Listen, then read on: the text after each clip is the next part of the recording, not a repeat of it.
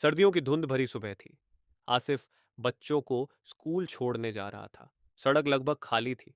तभी उसे दूर से कोई आदमी हाथ हिलाता हुआ दिखाई दिया।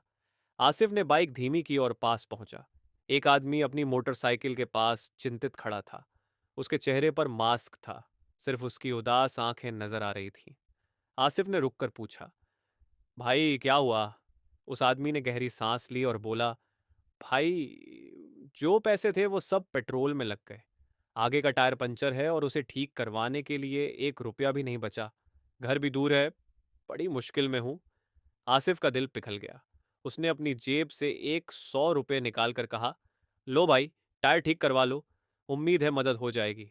आदमी ने बार बार शुक्रिया कहा, टायर ठीक करवाया और चला गया। आसिफ को अच्छा लगा कि उसने किसी की मदद की। 3 महीने बाद आसिफ एक दूसरी सड़क से गुजर रहा था। अचानक उसने वही मास्क वाला आदमी देखा।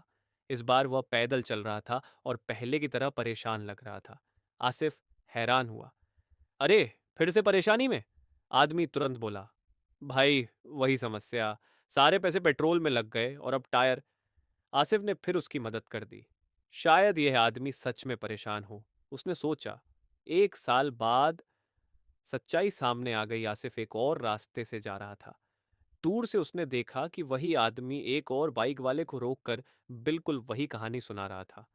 भाई, सारे पैसे पेट्रोल में लग गए और टायर पंचर है। आसिफ कुछ दूर खड़ा यह सब देखता रहा। सच, उसे साफ दिख गया। वह आदमी कोई मजबूर नहीं था। वह रोज यही नाटक करके लोगों की नेकी का फायदा उठा रहा था। झूठी कहानी सुनाकर मासूम लोगों से पैसे ले रहा था। इस बार आसिफ ने बाइक नहीं रोकी। वह चुपचाप आगे बढ़ गया, जैसे कह रहा हो, नेकी कमजोर नहीं होती, लेकिन बार बार धोखा खाना बेवकूफ़ी है। दुनिया में कुछ लोग सच में ज़रूरतमंद होते हैं और कुछ लोग सिर्फ बनने का नाटक करते हैं। नेकी करो, बट विद ओपन आइज।